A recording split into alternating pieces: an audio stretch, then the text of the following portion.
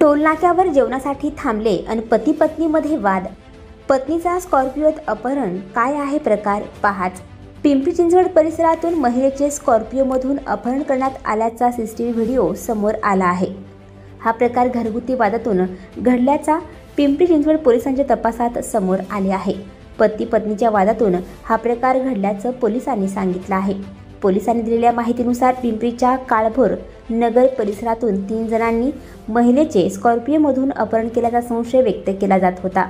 घटनेचा CCTV footage देखील समोर आला होता.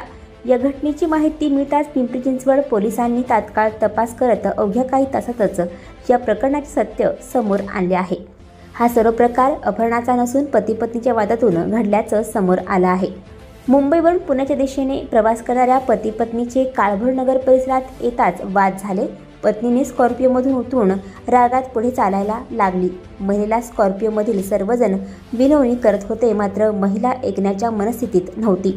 रात्रीची वेळ असल्याने महिलेला बळजबरीने उचलून स्कॉर्पिओमध्ये स्कॉर्पिओमध्ये महिलेचा मुलगा देखील होता. हे कुटुंब पुण्याच्या दिशेने जात होते. या घटनेमुळे मात्र पिंपरी चिंचवड पोलिसांची धावपळ झाली आहे. पोलीस उपायुक्त स्वप्नील गोरे, सहाय्यक पोलीस आयुक्त विशाल हिरे यांच्या मार्गदर्शनाखाली गुन्हे शाखा पिंपरी पोलिसांनी तपास केला.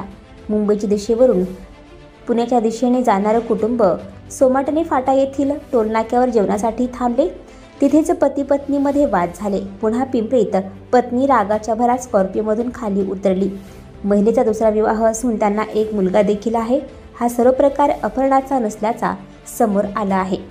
आणखी नवनवीन व्हिडिओ पाहण्यासाठी आत्ताच आमच्या स्टार TV 9 चॅनलला सबस्क्राईब करा, लाईक करा, शेअर करा. Bureau report, star TV 9, Pimpri Chinchwad, Pune.